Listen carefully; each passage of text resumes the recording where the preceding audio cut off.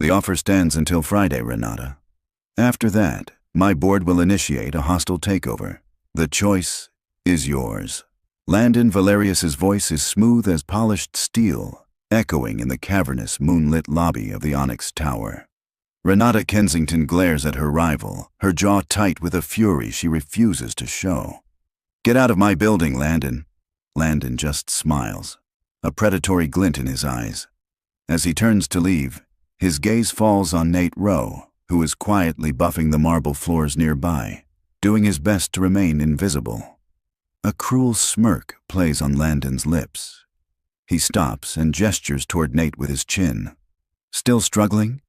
Perhaps your janitor has some insights," he says, his voice dripping with condescension. He certainly sees the company from the ground up. Renata's eyes flash with anger at the insult, but then a wave of bitter, reckless frustration washes over her. She turns to Nate, her voice laced with mocking sarcasm. "All right, you heard the man. Give me your brilliant financial advice. What's the master plan for Kensington Enterprises?" Nate stops his buffer, the humming motor dying into a deafening silence. He slowly looks up, first at Landon, then directly into Renata's eyes. His expression is unreadable.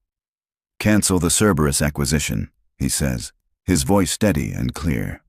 "Your offshore holding company isn't firewalled correctly. It's vulnerable to a leveraged buyout clause hidden in the fine print. When you sign that deal on Friday, you won't be buying a company. You'll be handing over a 51% controlling interest in your company for pennies on the dollar." The silence that follows is absolute, a vacuum that sucks the air from the lobby. Landon's smirk dissolves, replaced by a flicker of stunned disbelief, then a flash of pure rage. Renata doesn't move. She doesn't even seem to be breathing. The janitor's words, spoken with the calm authority of a surgeon diagnosing a fatal tumor, have landed like a physical blow. "What kind of insane nonsense is that?" Landon sputters, his voice a harsh rasp. "Have you been sniffing your cleaning chemicals?" "Renata, this man is clearly unhinged. You should have him fired. Better yet, arrested for harassment." But Renata isn't looking at Landon. Her eyes, sharp and analytical, are locked on Nate. She sees no trace of madness in his gaze, only a weary, unshakable certainty. The Cerberus deal was a top-secret defensive maneuver, a poison pill designed to fend off Valerius dynamics. The vulnerability he described, that specific terrifying clause buried in layers of legalese, was a phantom that haunted her private discussions with her legal team. It was a 1-in-a-million possibility, a risk she had been assured was contained. "Security," Renata says, her voice a low command that cuts through the tension. 2 guards stationed by the entrance immediately step forward. Landon's face twists into a triumphant sneer, assuming they are for Nate. "Escort Mr. Valerius from the premises," Renata continues, her voice like ice. "His presence here is no longer required." Landon's jaw drops. "Renata, you can't be serious. You're going to listen to this nobody?" "I am," she says, her gaze never leaving Nate. "Now leave." The guards flank Landon, their expressions impassive. He glares at Nate, his eyes burning with a look of pure hatred, a look that promises retribution. Then, with a final, disgusted scoff, he allows himself to be led out, the glass doors hissing shut behind him. The lobby is silent again, but the atmosphere has changed. Nate stands frozen, the handle of the floor buffer suddenly feeling slick in his sweaty palm. He just broke the single most important rule of his new life: be invisible. He has been seen, he has spoken, and in doing so, he may have just destroyed everything. "You," Renata says, pointing a single sharp finger at him. "With me." Now she turns on her heel and strides toward her private elevator, not waiting to see if he follows. Nate's heart hammers against his ribs. This is it. The end. He'll be fired, and with no job, there's no money for Lily's medication. The thought sends a jolt of pure terror through him.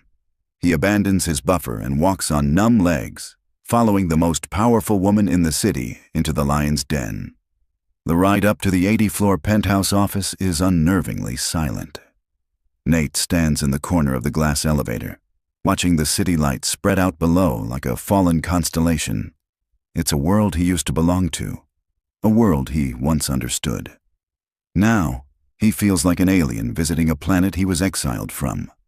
The doors open directly into her office.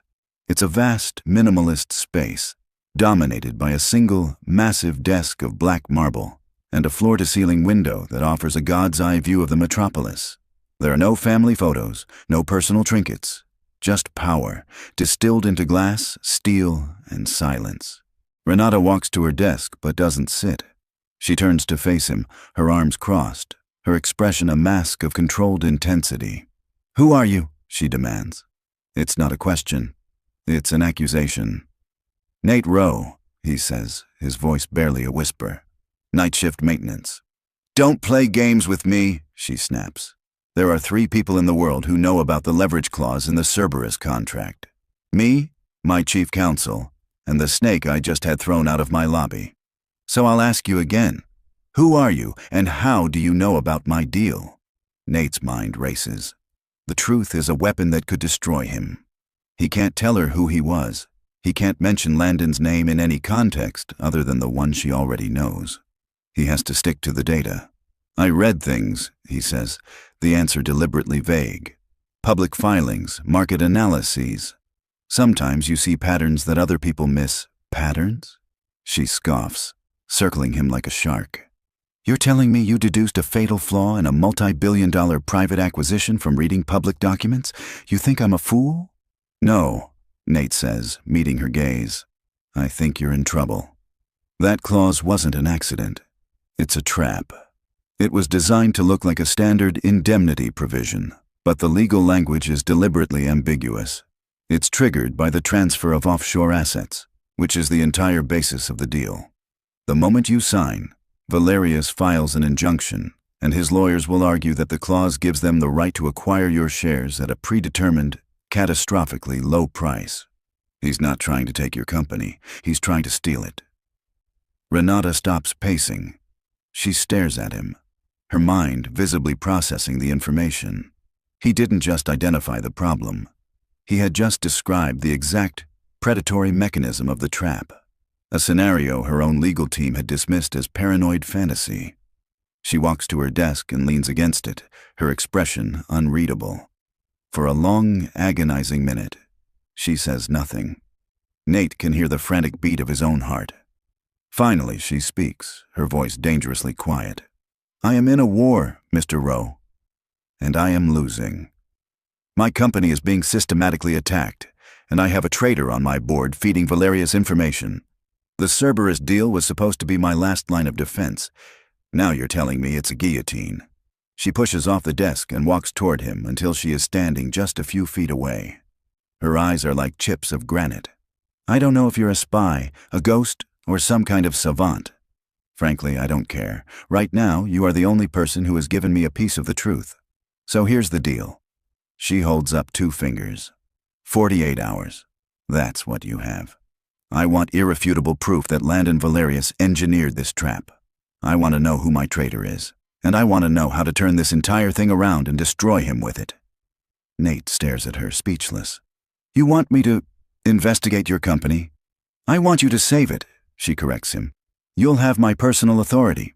Full access to any data, any personnel, any resource you need. No one will question you." She leans in closer, her voice dropping to a deadly whisper. "If you succeed, you can write your own check. Name your price. But if you fail, if you're wasting my time, or if this is some elaborate trick, I will personally see to it that you spend the rest of your life in a federal prison. Do we have an understanding?" Nate thinks of Lily, her pale face, her quiet strength, the little bottle of pills on their kitchen counter that gets emptier every day. This is madness. It's a suicide mission, but it's also the only lifeline he's been thrown in 6 years. He takes a deep breath, the ghost of his former self rising from the ashes. "Yes, Ms. Kensington," he says, his voice finding a strength he thought was long gone. "We have an understanding." The air in the office crackled with the weight of Nate's acceptance. Renata gave a single, sharp nod. The decision made. The time for deliberation was over. She strode to her desk and pressed a button on a sleek intercom. "Corinne," she said, her voice crisp. "Clear my schedule for the next 48 hours. All calls, all meetings. Then, I need you to issue a new security credential, Alpha Prime Clearance, for a Mr. Nathaniel Rowe. He is to have unrestricted access to all Kensington networks, databases, and facilities, effective immediately. He will be operating under my direct authority. There will be no questions and no delays. Is that understood?"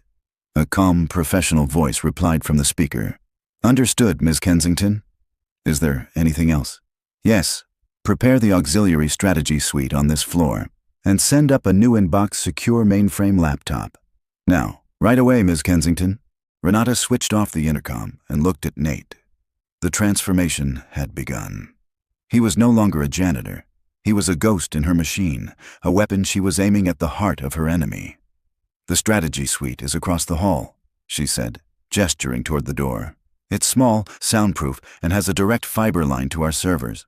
You'll work from there. The laptop will have everything you need to start. My personal cell number will be on the desktop. You report only to me." Nate could only nod, his mind reeling. Alpha Prime Clearance, strategy suite. He had gone from mopping floors to the company's inner sanctum in less than 15 minutes.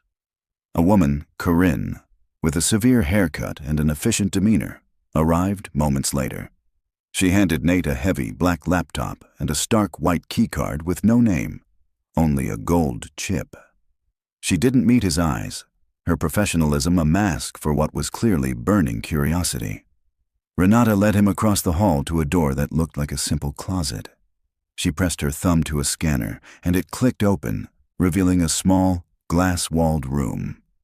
Inside was a minimalist desk, a high-backed chair, and a single, wall-sized monitor, currently dark. A fishbowl. He was on display for the entire executive floor to see. "Go," Renata said simply.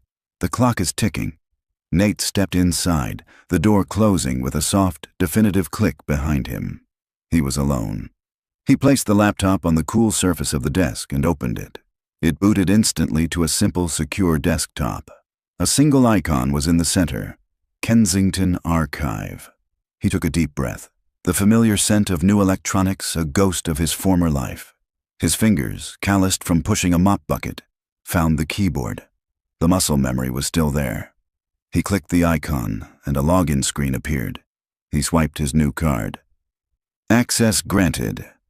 The entire digital soul of Kensington Enterprises opened up before him. Financial records, internal emails, acquisition proposals, personnel files. It was an ocean of data. He knew he couldn't look for the traitor first. He had to prove the trap. He had to find the poison pill in the Cerberus deal. He navigated to the secure folder labeled ACQ_CERBERUS. He opened the primary contract file, a document over 1,000 pages long. He didn't read it. He went straight for the metadata, the history of revisions. He saw the logs of Renata's legal team, the back-and-forth negotiations, and then he saw it. An external revision. A file uploaded from an IP address outside the Kensington network. It was masked, routed through a proxy in the Cayman Islands, but the timestamp was there. 2 weeks ago. At 3:14 a.m., he tried to access the raw upload packet to trace its true origin. Access denied. He frowned. Alpha Prime Clearance should have let him in. He tried again. Blocked. Someone had put a secondary, non-standard encryption layer on that specific file. A digital deadbolt. It was a move of extreme paranoia, or extreme cunning. It was Landon's signature. Nate's mind raced. He couldn't break the encryption from the front. He needed to find a back door. He started mapping the network architecture, his fingers flying across the keyboard. He wasn't just looking at the official schematic. He was looking for the flaws, the old, forgotten pathways. As the minutes bled into an hour, his focus was absolute. The world outside the glass walls faded away. The janitor was gone. The analyst had taken over. But then, a sharp vibration in his pocket shattered his concentration. His phone, a picture of Lily, smiling with a gap in her teeth, lit up the screen. His heart seized. He'd been in this glass cage for over 2 hours. He had forgotten to call. he answered, his voice instantly softening. "Hey, sweet pea. I'm so sorry. I got held up at work. It's okay, Daddy." Lily's voice came through, small and tired. "Mrs. Gable next door brought me some soup. Are you coming home soon?" I can't tonight, Lily Pad," he said, the words feeling like shards of glass in his throat. "I have to work a really long shift, a special project, but I'll be home as soon as I can, I promise." "Okay," she said, her disappointment a palpable thing, even over the phone. "Don't forget to check on my bottle." "I won't," he said, his stomach twisting. He glanced at the small, clear plastic bag he kept in his wallet. Inside were Lily's pills. He counted them again, though he already knew the number. 4. 2 for the morning, 2 for the evening, enough for 2 days. The 48-hour clock wasn't just for Renata. It was for Lily.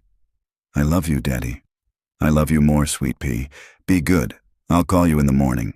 He hung up, the silence of the room rushing back in, heavier than before. He looked at the encrypted file on the screen, his resolve hardening into steel. Landon wasn't just a rival in a corporate game anymore. He was the man standing between his daughter and the medicine she needed to live. He turned his attention back to the network map. If Landon firewalled the data, he must have a way to access it himself. Nate began searching not for the file, but for the key. He started cross-referencing server access logs with the timestamp of the upload. Who else was logged into the network at 3:14 a.m. 2 weeks ago? He found a match. A single user, not a person. It was an automated account associated with the building's HVAC and environmental systems.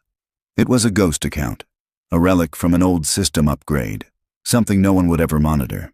It had accessed the network for exactly 2 minutes, uploaded the file, and then logged off. The traitor hadn't just given Landon information. They had given him a key, a way to get inside the castle walls disguised as the air conditioning. Nate started digging into the HVAC account's permissions. They were minimal, except for one glaring anomaly. It had read-write access to a single, obscure directory on the finance server, a folder labeled Archived Audits Q2 2018. It made no sense. Why would an air conditioning unit need access to financial records from years ago? He opened the folder. It was full of thousands of old, boring audit reports. Useless data, a digital junkyard. But Nate wasn't looking at the files themselves. He was looking at the negative space. He sorted the directory, not by name, but by data size. Most of the files were small, between 100 and 200 kilobytes, but one of them was different. It was 150 megabytes. An audit file shouldn't be that big. It was a whale hiding in a school of minnows. His heart began to pound. He opened the file. It wasn't an audit report. It was a compressed, encrypted data packet, a Trojan horse hidden in plain sight. He ran a decryption algorithm. It took 10 agonizing minutes, the progress bar on the screen crawling forward. Then it was done. A folder opened, containing a single item, a video file. He clicked play. The wall-sized monitor flickered to life. It showed a grainy, covertly recorded video of a man sitting in a dimly lit office, his back mostly to the camera. He was talking to someone on a speakerphone. Nate recognized the voice on the phone instantly. It was Landon, and the man in the chair, the one whose face was hidden in shadow. Nate recognized his silhouette. He recognized the expensive watch on his wrist. It was Arthur Clements, Renata's mentor, the most trusted and senior member of her board. Nate stared at the screen, a cold dread washing over him. The problem wasn't just a traitor. The traitor was the man Renata trusted most in the world. And the trap wasn't just for her company. It was for her. Personally. Nate's blood ran cold. He felt a dizzying sense of vertigo, as if the floor of the 80-story tower had just fallen away. Arthur Clements. He'd seen the man's portrait in the lobby, a silver-haired patriarch smiling benevolently, displayed next to Renata's own father. The plaque underneath read, "A titan of industry, a mentor, a friend." And here he was, on a secret recording, calmly selling out the woman who considered him family. Nate forced himself to focus. his analytical mind kicking in to suppress the wave of shock. He rewound the video, turning up the volume. The audio was slightly muffled, but clear enough. The final transfer will be made to the holding account in Zurich once the acquisition is signed, Landon's voice said, tinny through the speakerphone. Are you certain she won't get cold feet? Arthur Clements shifted in his chair, his face still in shadow. Renata is proud. She sees this Cerberus deal as her own brilliant move, a way to finally step out of her father's shadow. She won't back down. Her pride won't let her, and the board? The board is mine, Clements said, a chilling lack of emotion in his voice. They trust me. When the time comes, I will advise them that a buyout by your company is the only logical step to save their investment from Renata's reckless maneuver. They will vote with me. Perfect, Landon purred. Her legacy, my company, and your very comfortable retirement. It's almost poetic, Nate's hands clenched into fists. It was all there. The motive, the method, the sheer, breathtaking arrogance of the betrayal. This wasn't just business. This was a patricide, a deliberate, calculated destruction of a legacy by the man entrusted to protect it. His first instinct was to save the file. He knew how this worked. A digital footprint like this was a liability. Once Landon or Clements suspected a breach, this video would be remotely wiped in seconds. He quickly copied the file onto an encrypted partition on the laptop's hard drive, then created a second backup on a micro SD card he found in one of the desk drawers. He slipped the tiny card into the hidden pocket of his wallet, right next to the baggie with Lily's last 4 pills. Evidence and motivation, side by side. Now came the harder question. How could he possibly show this to Renata? He pictured walking up to her and saying, "The man you see as a second father is conspiring to destroy you." She might shatter. She might lash out, accuse him of forging the evidence. A betrayal this deep defied logic. It was an emotional wound, and presenting it clinically could be disastrous. He needed more. He needed cold, hard data to back up the video. He had to build a case so airtight, so irrefutable, that her mind would be forced to accept the truth before her heart had a chance to reject it. He turned his attention back to the data streams. The video gave him everything he needed. Keywords, Zurich, holding account, Clements. He began a new targeted search, no longer a blind hunt, but a surgical strike. He dove into the encrypted international transaction logs for the past 6 months.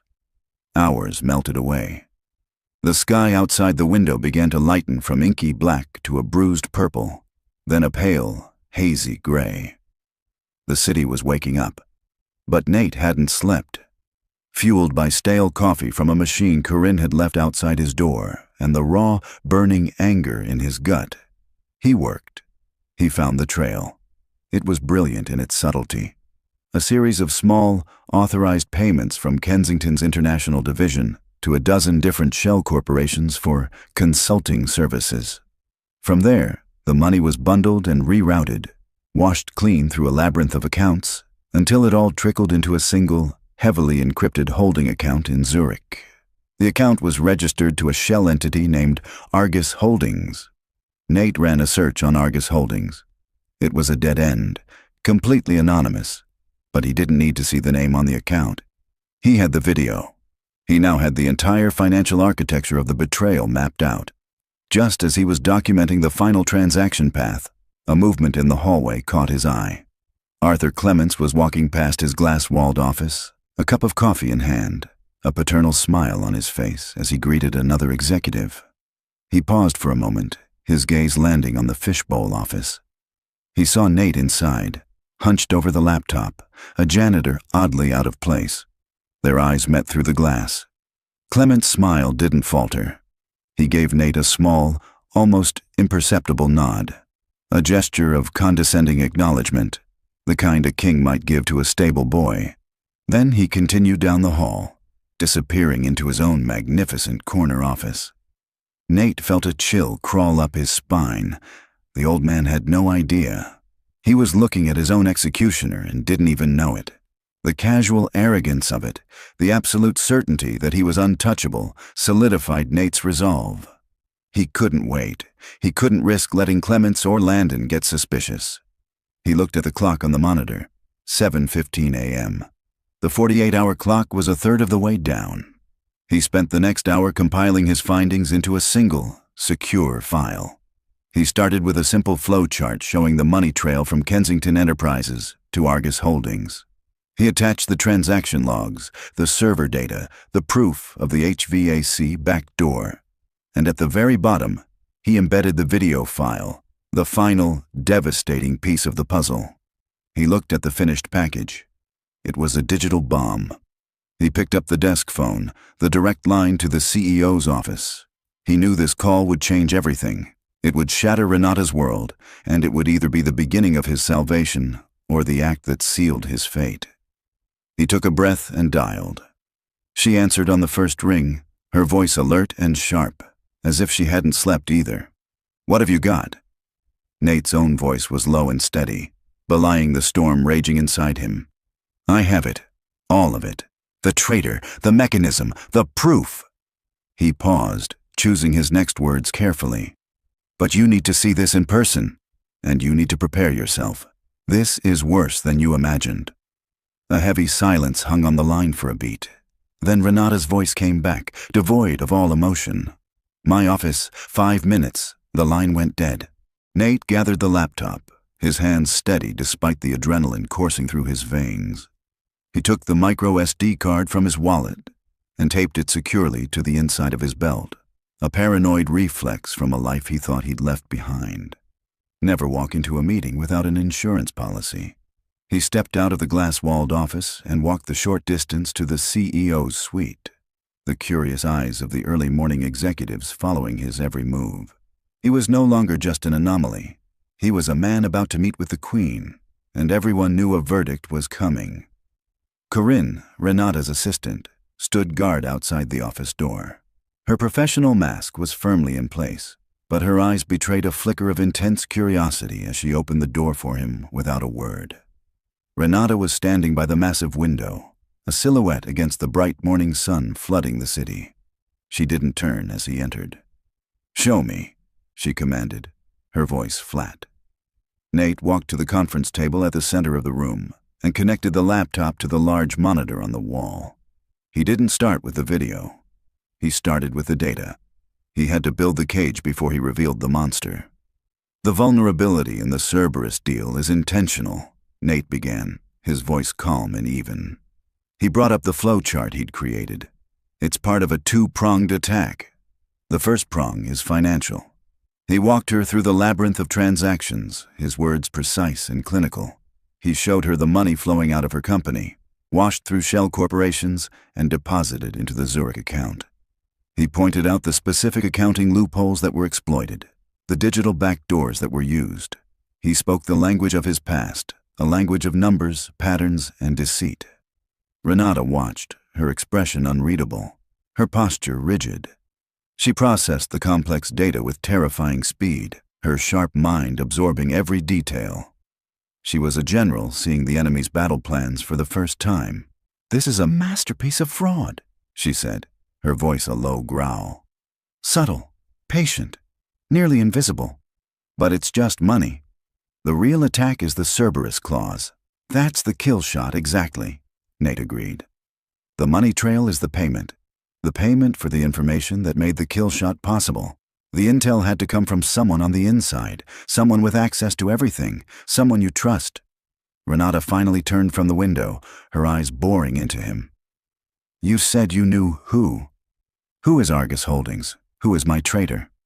This was the moment. Nate took a slow breath. "The name on the account is a shell," he said softly. "But I didn't need a name. I found his confession. He minimized the spreadsheets, the screen going black for a second. His hand hovered over the video file. "What you're about to see," he started, then trailed off. There was no way to soften this. He simply clicked play. The grainy, covert video filled the screen. The sound of Landon Valerius's voice, smug and triumphant, filled the silent office, followed by the calm, measured tones of Arthur Clements. Nate didn't watch the video. He watched Renata. For the first few seconds, her expression was one of confusion. Then, as she recognized the voice, her mask of command didn't just crack, it disintegrated. The color drained from her face, leaving her skin as pale as the marble on her desk. A subtle, almost imperceptible tremor started in her left hand. Her eyes, wide with disbelief, were glued to the screen, her body utterly still, as if a single movement would shatter her into a million pieces. She listened to the man she called her mentor, the man who had stood by her father's side for 30 years, calmly and methodically outlining her destruction. She heard him call her proud, reckless. She heard him conspire to steal her father's legacy. Each word was a fresh cut, dismantling the foundations of her world. When the video ended, the screen went black, but the silence it left behind was deafening. Renata stood frozen for a full minute, her gaze fixed on the blank monitor, seeing nothing. Nate didn't speak. He didn't move. He just waited, giving her the space to navigate the wreckage of her trust. Finally, she blinked. Once, twice. She took a ragged breath, the first sign that she was returning to her body. Her hand, which had been trembling, clenched into a tight, white-knuckled fist. The shock in her eyes was slowly being replaced by something else. Something harder, colder, a burning, diamond-hard rage. She turned her head slowly, her eyes meeting Nate's. The vulnerability was gone, locked away behind a wall of pure steel. "That snake," she whispered, her voice rough with a pain so deep it was almost soundless. That ungrateful, treacherous snake. She walked to her desk, her movement stiff, and poured a glass of water from a crystal carafe. She drank it in one long, steady swallow. When she set the glass down, the sound was the only thing that broke the silence. "For 30 years he ate at my father's table," she said, more to herself than to Nate. "He held me in his arms at my father's funeral and swore he would help me protect his legacy." She looked at Nate, a new, dangerous light in her eyes. "And all this time, he's been planning to burn it to the ground." She walked back to the monitor, her focus absolute. The victim was gone. The CEO was back. This isn't just about the company anymore. This is personal. He didn't just betray me. He betrayed my father. He betrayed his memory. She looked from the dark screen to Nate, and for the first time, he wasn't just an asset or an anomaly. He was the only person in the room she knew for certain she could trust. The dynamic between them had irrevocably shifted. "They set a trap for me, Nate," she said, his first name sounding strange and yet perfectly natural on her lips. "Landon and Arthur.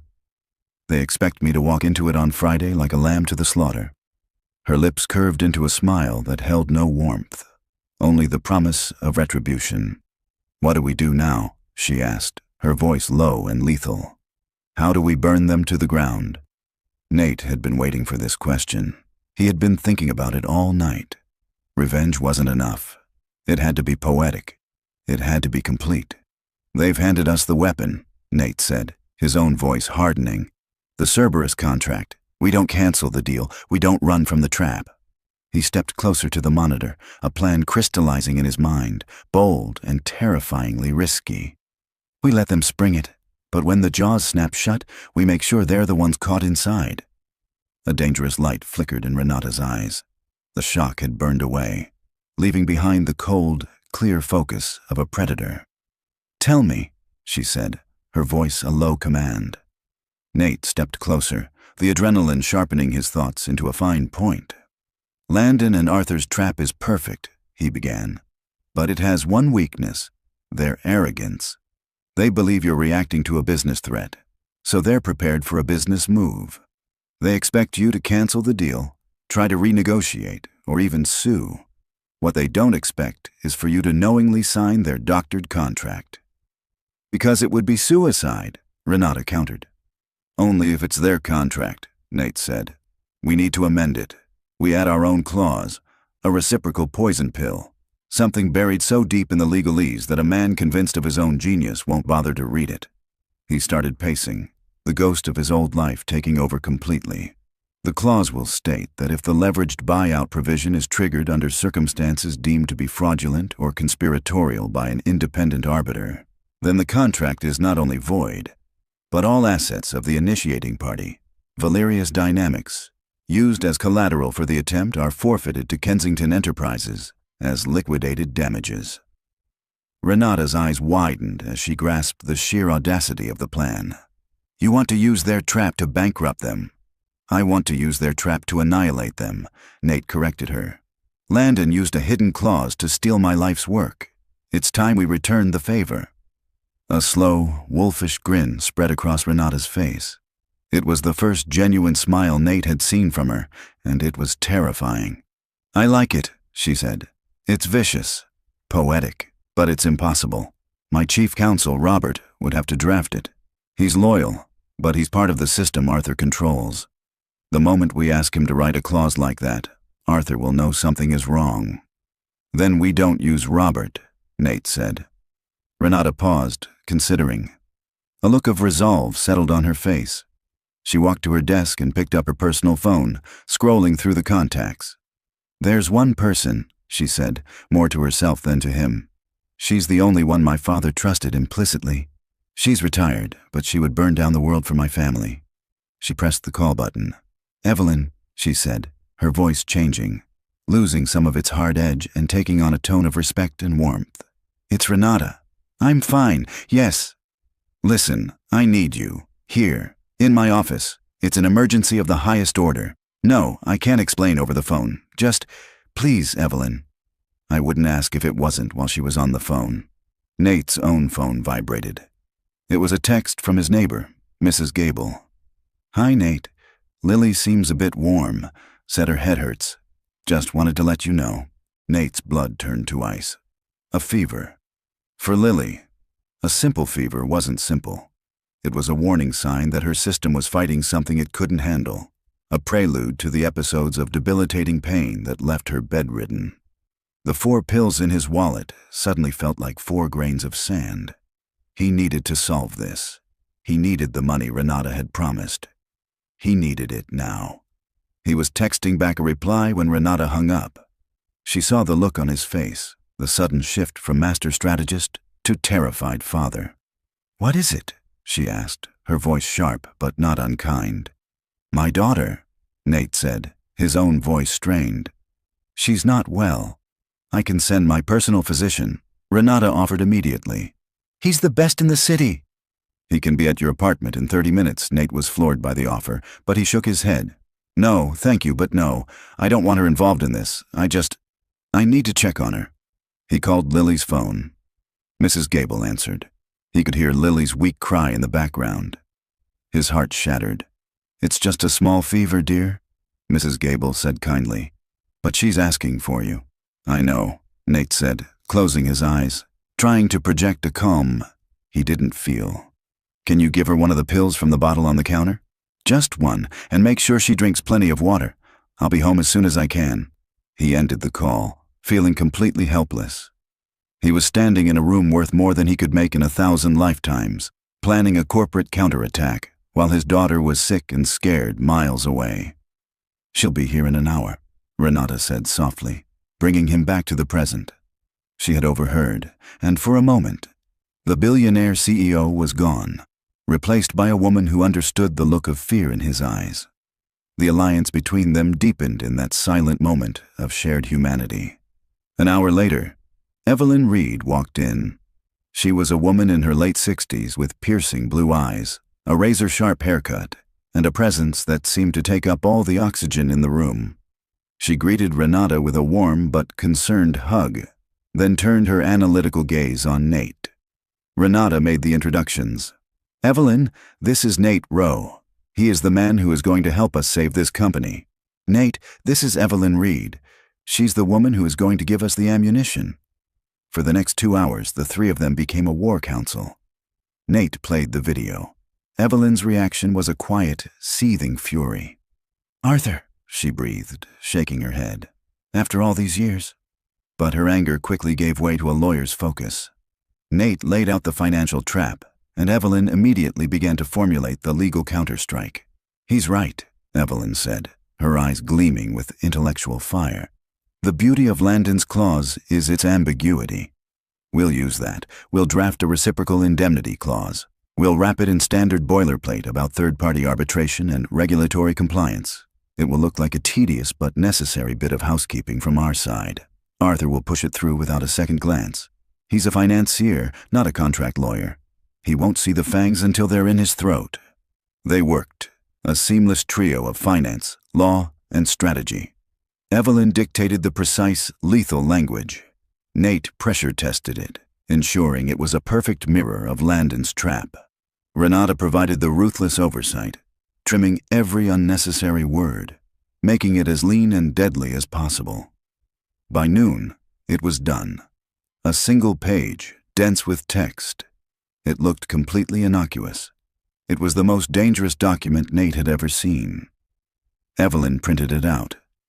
"There," she said with grim satisfaction. "The Trojan horse." Renata took the document, her expression cold and determined.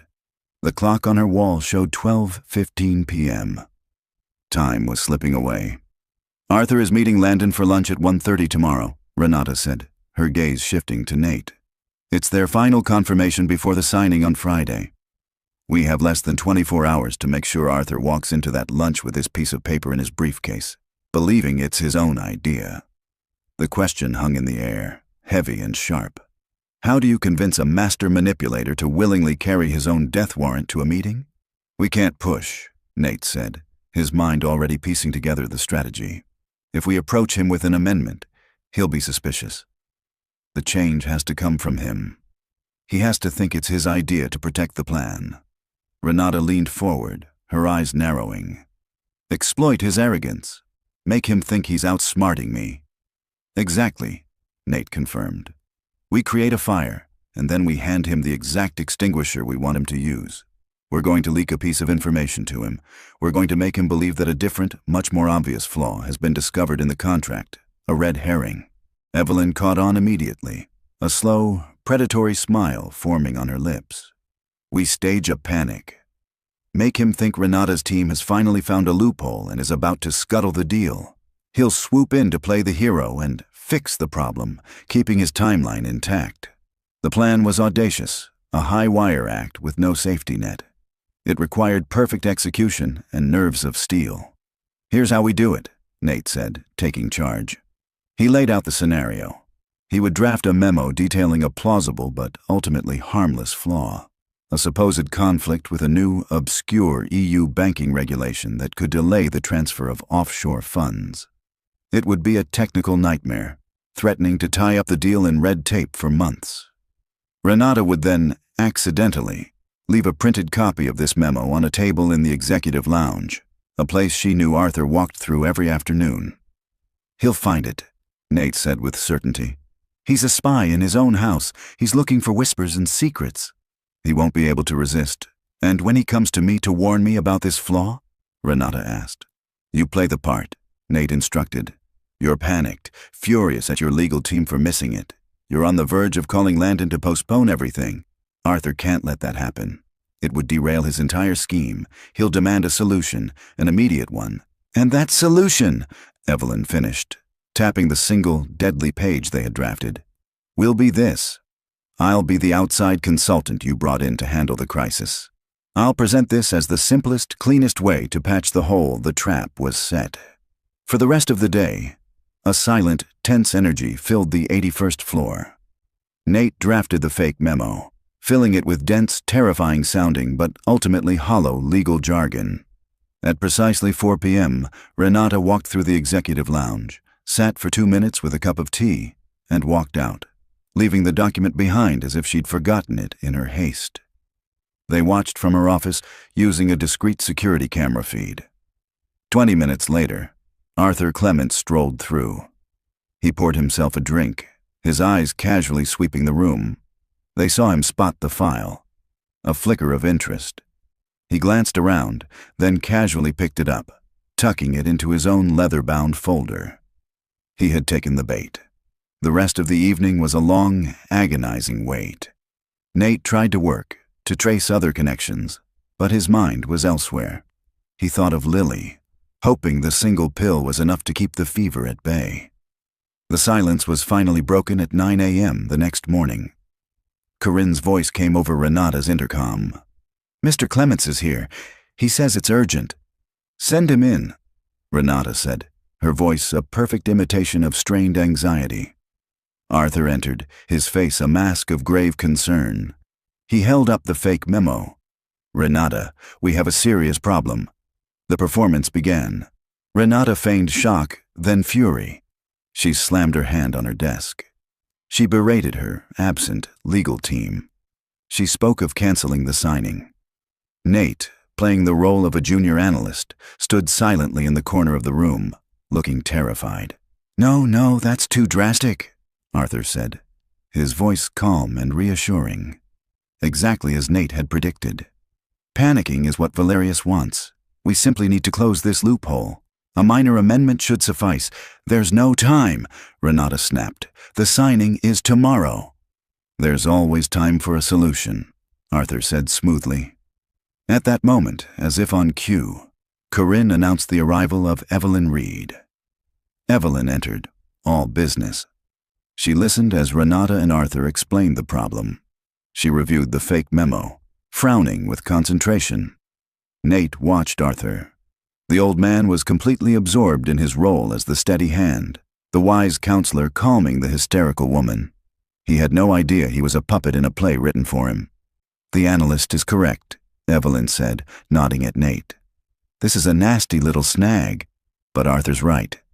It's fixable." She pulled a single page from her briefcase.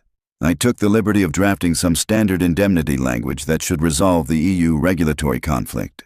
It's boilerplate, really, but it's clean and bypasses the entire issue. It strengthens our position." She handed the page to Arthur. It was their Trojan horse. Arthur read it over. Nate held his breath. He saw the old man's eyes skim the dense paragraphs. He was looking for phrases about canceling the deal or changing payment terms. He wasn't looking for a reciprocal liability clause wrapped in the language of regulatory compliance. He saw only what he wanted to see. A quick, elegant solution that kept his plan on schedule. "This looks perfectly adequate," Arthur announced, his relief palpable.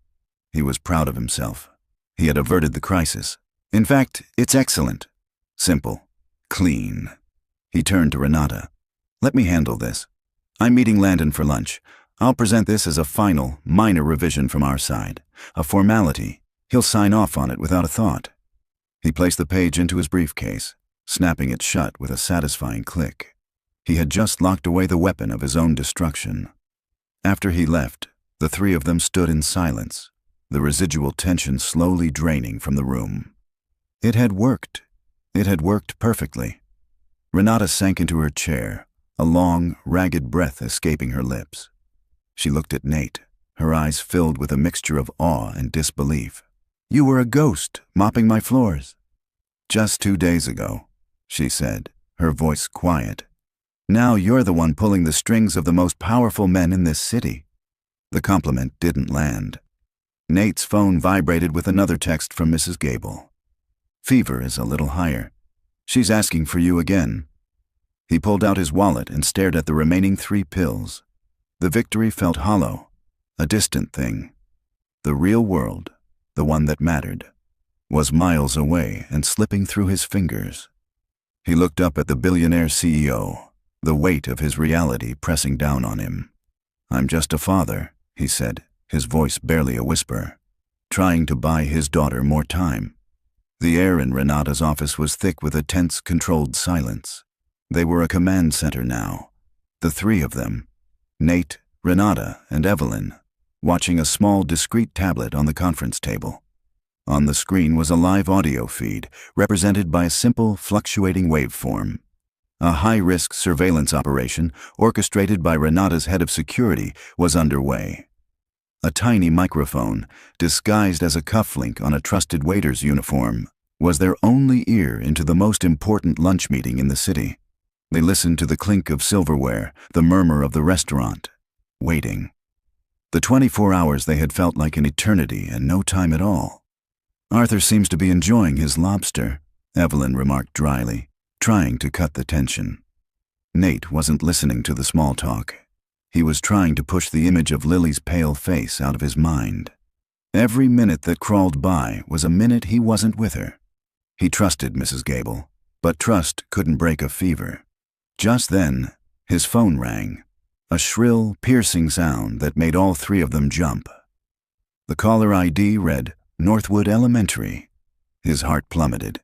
It was the school nurse. "Mr. Rowe?" a concerned voice said. "It's Sharon at Northwood. Lily's fever has spiked quite high. She's a bit disoriented and she's asking for you. I think you need to come get her." The world narrowed to the sound of that voice. The billion-dollar deals, the corporate espionage, it all evaporated. His daughter was sick and scared, and he wasn't there. "I'm on my way," he said, his voice thick. He was already standing, grabbing his jacket, his mind a chaotic whirl of logistics. He could take a cab, get to her in 30 minutes, but then what? He couldn't afford an emergency room visit, not without insurance. "Nate!" Renata's voice cut through his panic. She was standing now, too. "Go! We'll handle this." He looked from the tablet, the mission he was so close to completing, to the door. He was torn. He was the only one who truly understood Landon's mindset, the only one who would know for sure if he was taking the bait. "I can't," he said, the words tasting like ash. "We need to hear this." Renata looked at the raw agony on his face, at the impossible choice tearing him apart. A decision clicked into place behind her steel-blue eyes. She picked up her personal phone and dialed. "Dr. Alistair, it's Renata Kensington. I have an emergency. I need your best pediatric team. Not just you, the whole team. Mobile diagnostic unit, everything. I'm sending you an address. I want you there in 20 minutes. No, it's not for me.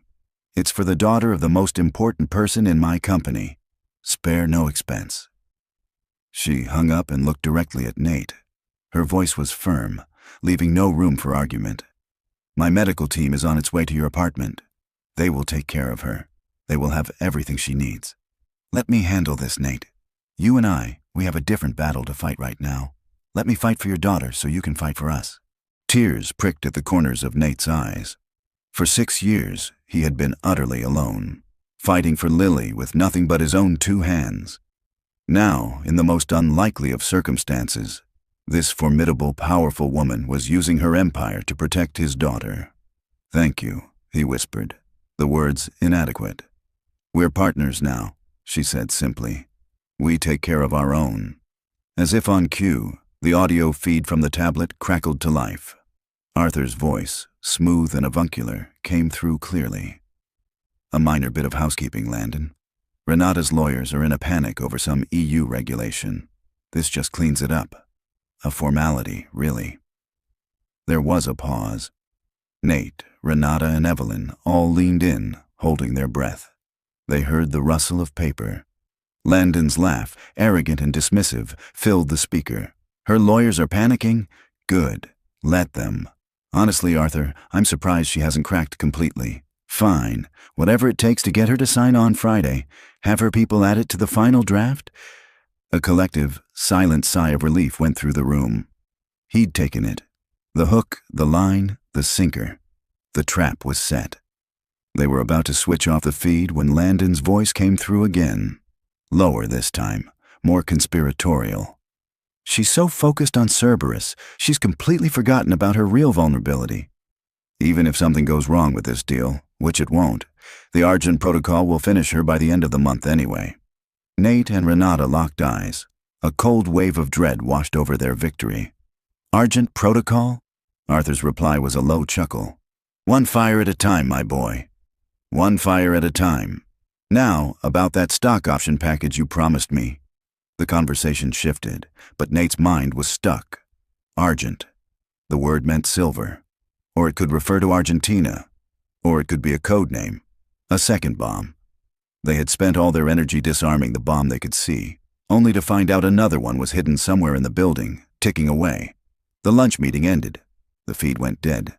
They had won the battle, but the war was far from over. Renata's phone buzzed. She read the text and looked at Nate, a small measure of relief on her face. "My team is with Lily. The fever is high, but she's stable. They're taking care of everything." Nate nodded, a fraction of the weight lifting from his shoulders. but it was immediately replaced by another, the Argent Protocol. Renata turned to him, her expression grim, all traces of her earlier victory gone. "We baited the trap. Now we have less than 24 hours until the signing," she said, her voice low and intense. "And we need to find out what the hell the Argent Protocol is before it blows up in our faces." The brief moment of relief in the room was a mirage, quickly evaporating to reveal the stark, terrifying landscape of a new threat. Argent. The word hung in the air, a code name for their potential destruction. "Start a search," Renata commanded, her voice regaining its hard edge. "Full network crawl. Every document, every email, every financial report. I want anything and everything with the word Argent in it."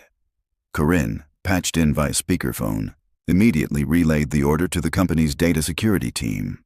Nate, however, was already shaking his head, his mind racing in a different direction. "It won't be here," he said, thinking aloud. "Landon built this trap. The core of it won't be on your servers.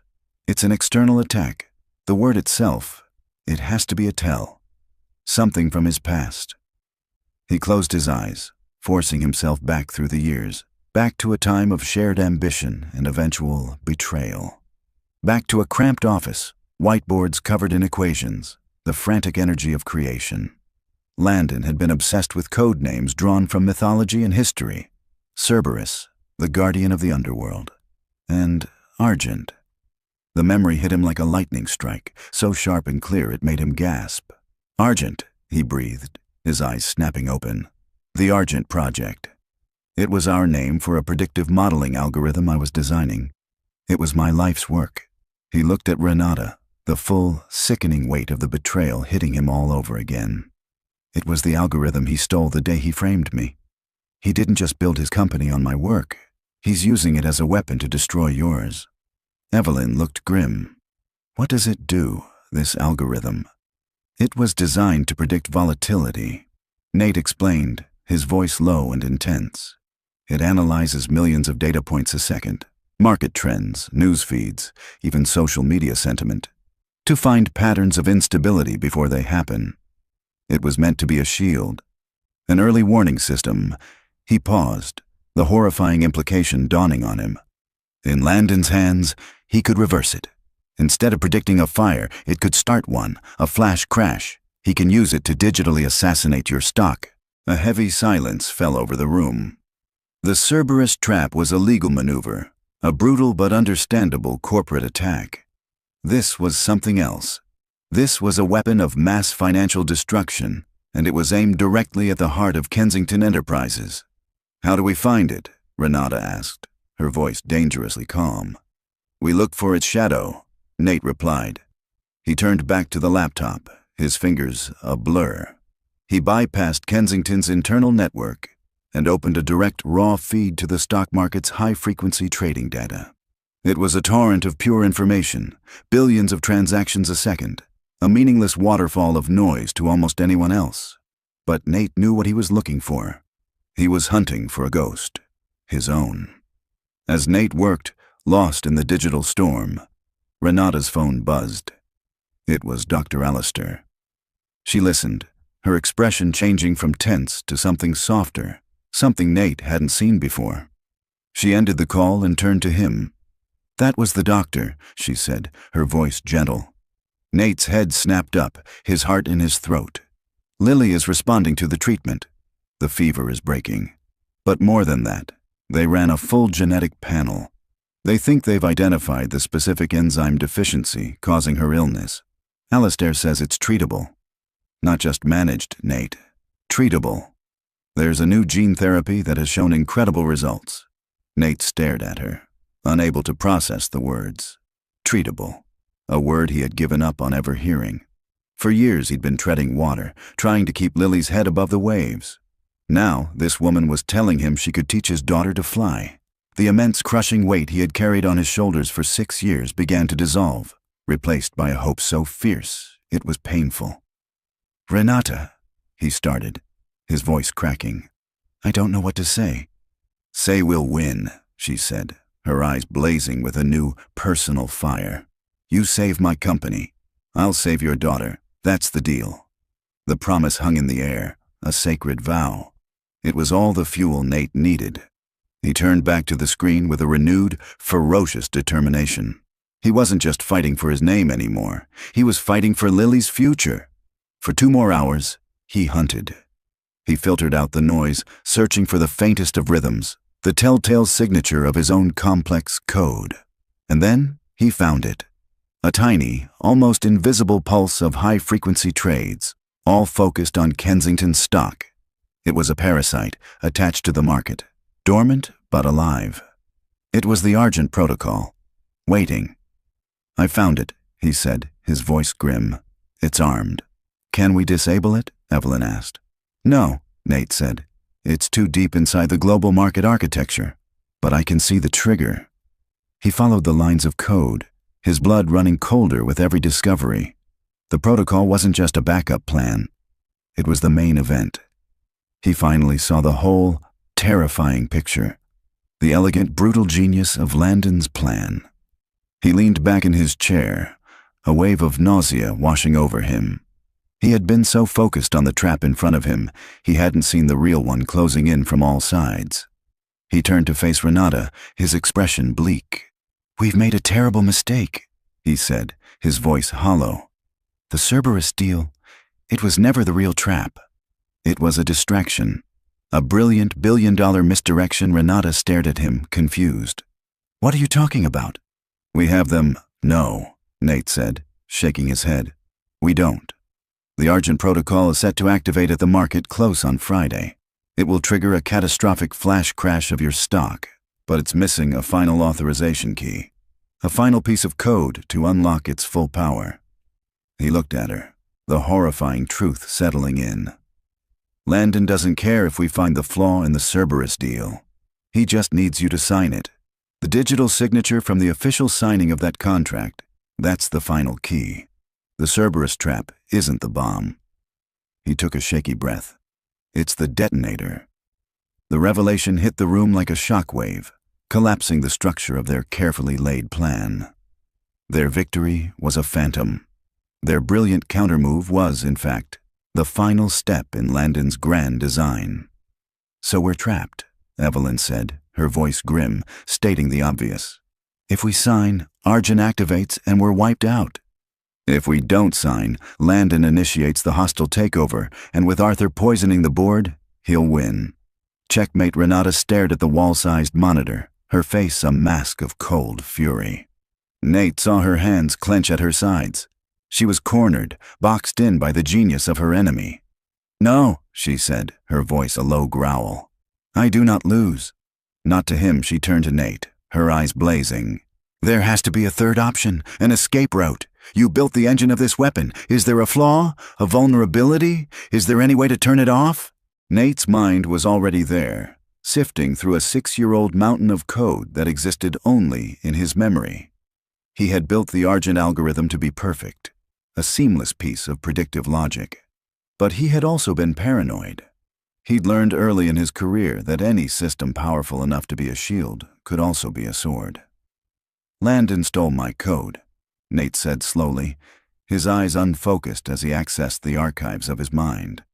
"But he didn't understand its soul. He's a brilliant financier, but he's not a creator. He knows how to use it. He doesn't know the philosophy behind it." A memory sparked, a fragment of a late-night coding session fueled by pizza and a fear of his own creation. "I built a failsafe. A kill switch." Renata and Evelyn leaned in. "What kind of kill switch?" Evelyn asked. "It's not a button you can press," Nate explained. "It's a sequence, a specific, nonsensical series of micro-trades, a data string disguised as market activity.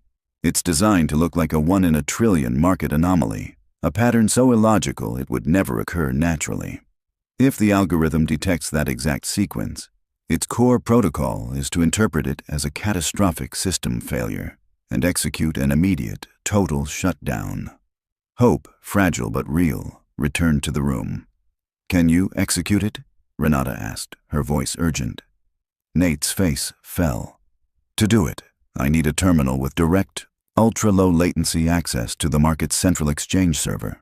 And I need a broker who can execute a custom, multi-part trade sequence in the final seconds before the market closes, without filing a flight plan and tripping 100 regulatory alarms.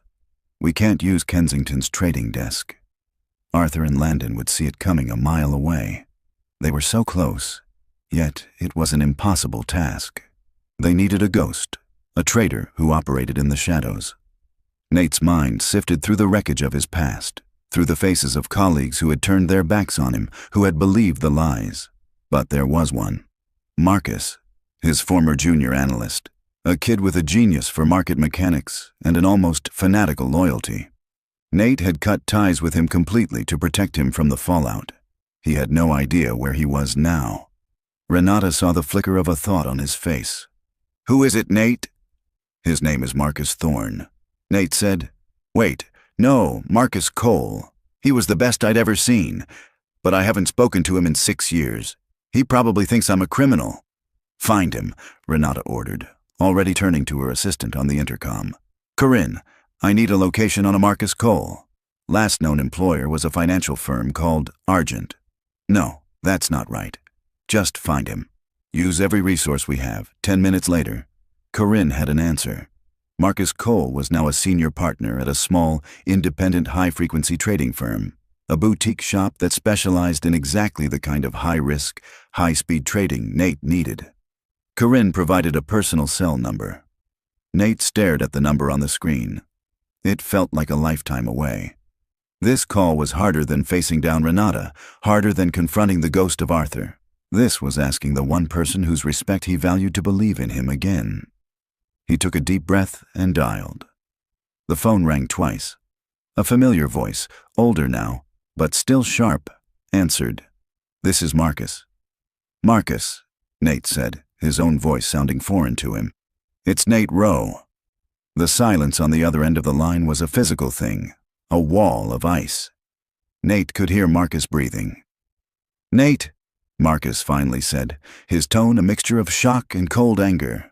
"After 6 years?" "What the hell do you want?" "I need your help," Nate said, pushing ahead before he could lose his nerve. "It's Landon. He's doing it again, Marcus, but this time it's not just a single fund. He's about to crash a multi-billion-dollar company. He's weaponized the Argent algorithm." He heard Marcus take a sharp breath. "Argent? I thought you destroyed that research." "I should have," Nate said grimly. "He stole it, and he's integrated it into the market. I've found a way to stop it, but I need to execute a trade sequence in the final seconds before market close tomorrow. I need your terminal. I need your help. You're asking me to risk my license, my company, everything, based on a ghost story from a man who disappeared 6 years ago," Marcus said, his voice flat. "Why the hell should I believe you?" This was it, the moment of truth. Nate closed his eyes, picturing his friend. "Because you were there, Marcus. You know what we were building, and you know, deep down, that I didn't do what they said I did. You know it was Landon. I'm asking you to trust what you knew then, not what you've heard since." Another long, agonizing silence. Nate's hope began to fade. "The coffee shop," Marcus said finally, his voice low. "On Grand Street. The one we used to go to. 1 hour, you come alone. If I don't like what I hear, you walk away, and you never call me again." The line went dead. Nate looked at Renata, a wave of relief washing over him. "I have a meeting." A new, desperate, three-pronged plan began to form, their last stand against the ticking clock. "Okay," Renata said, her mind already several steps ahead. "Here's what happens now. The signing ceremony is at 2 p.m. tomorrow. I will go. I will sit across from Landon and Arthur, and I will stall for as long as humanly possible. Evelyn will be with me, ready to deploy our legal poison pill as an absolute last resort." She turned her intense gaze on Nate. "You go meet your friend. You do whatever it takes to get him on our side. Tomorrow, while I'm facing them down, you will be in his office, preparing to pull the kill switch." She walked over to him, her expression a mixture of desperation and unwavering trust. "The fate of this entire company now rests on you and a 6-year-old ghost." The coffee shop on Grand Street was exactly as Nate remembered it. A small, cramped space smelling of burnt espresso and old books. Marcus was already there, sitting in a booth in the back, looking older, more tired, but with the same restless, intelligent energy in his eyes. He didn't get up when Nate approached. 6 years, Nate, Marcus said, his voice low, a mix of old hurt and raw curiosity. You vanished. The official story was fraud. I thought you were guilty. Nate slid into the booth. There was no time for a slow reconciliation. There was only the truth. He laid it all out. Landon's betrayal, the stolen algorithm, the frame-up, his daughter's illness, and the reason he had to disappear. He spoke of the impossible situation at Kensington Enterprises, of the 2 ticking bombs, Cerberus and Argent, and the single, desperate chance they had to disarm them both. He held nothing back. Marcus listened, his expression shifting from stony anger to disbelief, and finally, to a dawning, horrified understanding. He had worked with the Argent Code. He knew its power. He weaponized it, Marcus whispered, shaking his head. That son of a bitch. I always knew there was something wrong with how he pushed you out, but I never imagined. I know I'm asking the impossible, Nate said, his voice raw with desperation. To risk everything on my word. The Nate I knew was the most honest man I ever met, Marcus said, his gaze firming with resolve.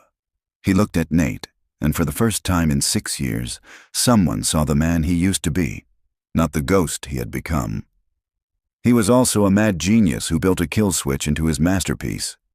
I'm in. Let's go hunt a ghost Friday, 2 p.m. The boardroom at Kensington Enterprises was a theater of corporate warfare. Sunlight streamed through the floor-to-ceiling windows, illuminating the polished mahogany table where Renata sat, flanked by a stone-faced Evelyn Reed. Across from them sat Landon Valerius and Arthur Clements, radiating an aura of triumphant victory.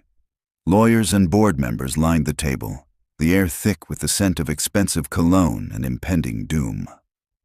The documents are in order, Renata, Arthur said, his voice smooth and paternal. Shall we begin? Renata gave a tight, brilliant smile. Of course, Arthur. But a deal of this magnitude. One can't be too careful.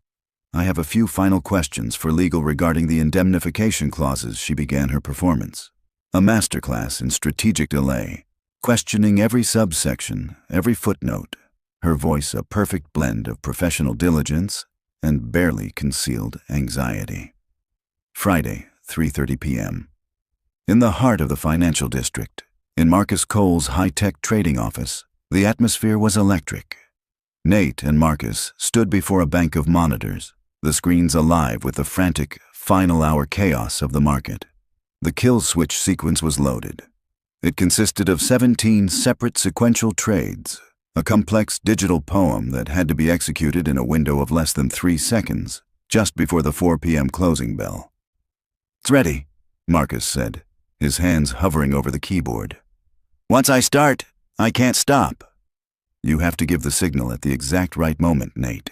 Nate's eyes were locked on a single screen showing the faint, rhythmic signature of the Argent protocol.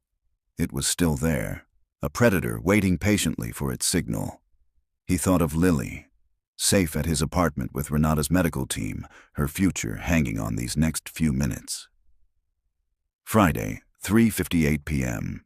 Renata, that's enough, Landon snapped, his patience finally gone. He gestured to the contract. Sign it now, or the hostile bid goes public in 2 minutes, and your board will remove you before the market even closes. It's over. Arthur placed a hand reassuringly on her arm. He's right, my dear. It's time. Renata looked from Landon's smug face to Arthur's false sympathy. She picked up the heavy gold-plated pen. Her hand trembled slightly as she lowered it to the signature line. The room held its breath. At that exact moment, across town, Nate's eyes widened. Now, Marcus! Hit it now! Marcus's fingers flew, a blur of motion. The 17 trades launched into the digital storm of the market. On the screen, Nate saw the kill switch sequence, the illogical, impossible pattern, register on the exchange. For one agonizing second, nothing happened. Then, the rhythmic signature of the Argent protocol flickered, distorted, and vanished. A flat line. "It's gone," Nate breathed, grabbing Marcus's shoulder. "It's gone." Back in the boardroom, just as the tip of Renata's pen touched the paper, Landon's phone buzzed violently on the table. Then Arthur's, then every other board member's. A cascade of frantic alerts. Landon snatched his phone, his confident smile dissolving into a mask of pure, uncomprehending horror as he stared at the screen. The trap had failed to spring. His own company's stock was in a nosedive from a massive, inexplicable sell-off, the echo of the kill switch. He looked up from his phone, his eyes wide with disbelief, and met Renata's gaze. She smiled, a slow, cold, triumphant smile, and gently placed the pen back on the table. Her own phone buzzed with a single, pre-arranged text from Nate. "The ghost is gone." "Gentlemen," Renata said, her voice ringing with absolute authority. She stood up, every eye in the room now fixed on her. "Before we conclude, it seems a new piece of data has come to my attention. I believe you all should see it." She nodded to Evelyn, who pressed a button on a small remote. The massive screen behind them, which had been displaying the Kensington Enterprises logo, flickered to life. It showed a grainy, covert video. It showed Arthur Clements, sitting in a dimly lit office, calmly plotting her demise with the man sitting right next to him. The room erupted. Arthur Clements made a small, strangled noise and seemed to shrink in his chair, a ruined man. Landon Valerius shot to his feet, his face a grotesque mask of rage and defeat. "This is illegal! It's a fabrication!" he roared. But it was too late. The doors to the boardroom opened, and two uniformed security guards, followed by Renata's head of security, stepped inside. They walked calmly, deliberately toward Landon and Arthur. The trap had been sprung, just not the one they had set. 1 month later, the Onyx Tower buzzed with a renewed sense of purpose. Landon Valerius and Arthur Clements were buried under a mountain of federal indictments, their conspiracy exposed in spectacular fashion. Valerius Dynamics was imploding, and Kensington Enterprises, under Renata's now legendary leadership, was stronger than ever. Nate Rowe was no longer a ghost. His name had been publicly cleared, the story of his framing and redemption a quiet legend on Wall Street. He now walked the 81st floor not as a janitor, but as the new head of the company's risk strategy division. He stood by the window of his new, spacious office, looking out at the city. The door opened behind him. "Daddy!" He turned, a real, unguarded smile spreading across his face. Lily ran into his arms, her cheeks rosy, her eyes bright with a healthy energy he hadn't seen in years. She was vibrant. She was cured. "Ready to go, sweet pea?" he asked, hugging her tight. "Ready," she said, her voice full of life. "Don't let me keep you." Renata Kensington stood in the doorway, a soft, genuine smile on her face. The alliance forged in crisis had softened into a deep, abiding friendship. "You earned your weekend." "We both did," Nate said, his heart full of a gratitude so immense it almost overwhelmed him. He looked at his daughter, then at the woman who had gambled everything on a ghost. He had his life back. He had his daughter's future back. He was no longer invisible. Sometimes the most valuable assets aren't on any balance sheet. They are the hidden talents we overlook, the quiet integrity we dismiss, and the courage to listen when a voice speaks the truth from the shadows. And sometimes the greatest risk yields the greatest reward, a second chance. And just like that, another story is over. I always wonder where you all are and what you're doing when you listen to these. If you feel like sharing, drop a comment and let me know. Are you on a long drive, working on something, or just winding down for the night? It's nice to picture the story finding a home with you, wherever you are. If you'd like more stories like this one to keep you company on your journey, you know what to do. Hitting subscribe and that little bell means you'll always have another one waiting for you when you need it. A simple like helps others find a companion in these tales too. Thanks for letting me share this space and time with you. It really is a privilege. Until the next one, stay safe out there.